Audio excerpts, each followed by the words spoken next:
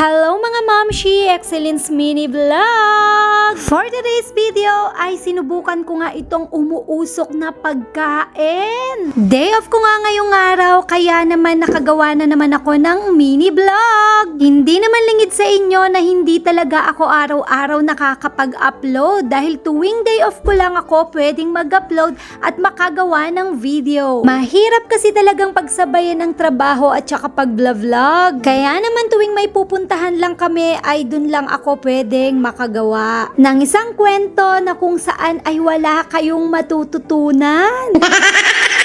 For today's ganap nga ay dinala ko ang mga bata dito sa may Mega World Capital Town ng Pampanga. And yes, dito lang po yan sa may San Fernando, Pampanga. At dito nyo po matatagpuan ang isa sa pinakamalaking branch ng McDo sa buong Pampanga. At ito ay tinatawag na the biggest McDo in Capital Town o Pampanga dahil ito ay may 1,000 square meter. Ito ay merong 35.6 hectare. Wow! Yes po, napakalawak po talaga dito at pwedeng-pwede kayong pumunta kahit pa dalhin nyo ang buong barangay, charis. Pwede po kayong pumunta dito with family, friends, boyfriends, kahit sino pa. At pwede rin po kayong magdala ng pagkain o baon nyo dito kasama ng mga pamilya nyo. Pero bawal pong magkalat kaya kailangan po may dala po kayong trash bag para po sa mga gagamitin yung mga basura. O diba, enjoy yung mga chikiting ko. 30 minutes lang yan at habang nga naghihintay ako ay nakita ko itong smoking balls ice cream daw. Dahil meron itong liquid nitrogen. O diba, tingnan mo naman, umuusok-usok pa siya. Nakikita ko ngang viral ito kaya naman gusto ko siyang itry kahit na sobrang mahal pa. Ilang balls nga lang yung laman pero sabi ni kuya, isubo ko daw agad. Siguro para hindi mawala agad yung usok niya. Ito nga ay medyo matigas na mahirap tusukin sa stick na medyo malamig. Ay kapag hindi pa naman nawawala yung usok-usok niya na yan is mafe-feel mo talaga na malamig siya sa bibig. Pero dun sa lasa, hindi ko siya ma-explain. Kasi parang wala lang. Na-curious nga lang talaga ako kaya naman sinubukan ko. At siguro kung i-rate ko siya out of 10, mga 5, ganon. At mukhang nabudol nga ako dahil ilang segundo lang ay nawawala na yung usok-usok niya. Pag kinagat mo nga ay medyo matigas-tigas. Kaya naman kung gusto mo lang naman siyang subukan is pwedeng-pwede. Pero siguro last na rin to, charing. Nasabi kong last na to kasi hindi ako nabusog. Siyempre sa halagang 150, aba naman hindi napupulot ang 150. Tapos hindi ka mabubusog, 'di ba? Pero try nyo din.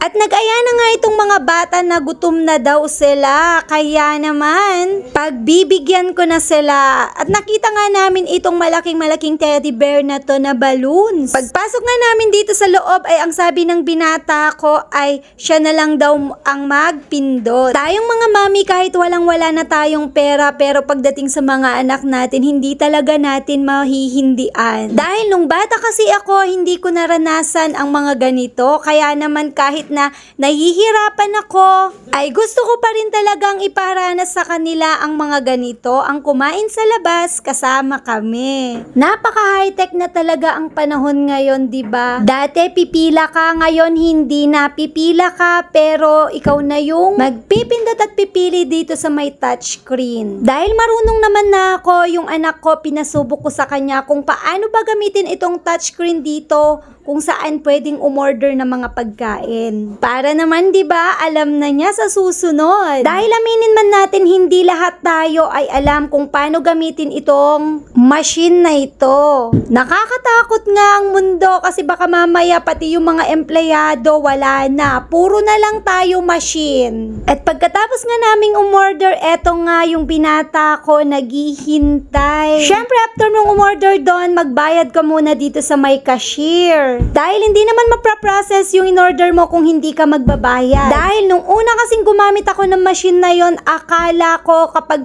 nakapag-order ka na doon is okay na. Hindi pa pala. Kailangan mo pa palang pumunta sa may cashier. O, diba? Ignorante lang.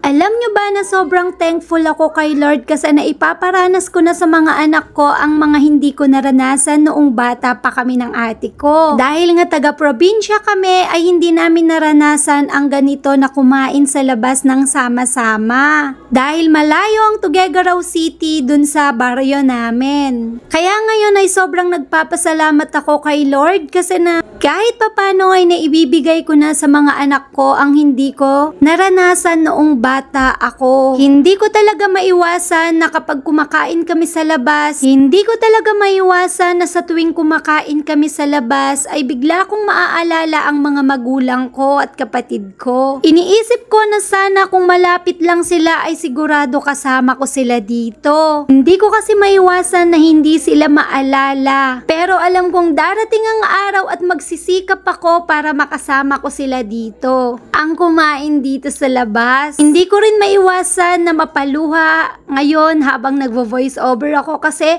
sobrang miss ko na sila. Kagabi nga ay tinext ko sila at sinabi kong sobrang miss ko na sila. Dito na lang kasi napapaluha na ako. Thank you for watching. Bye-bye!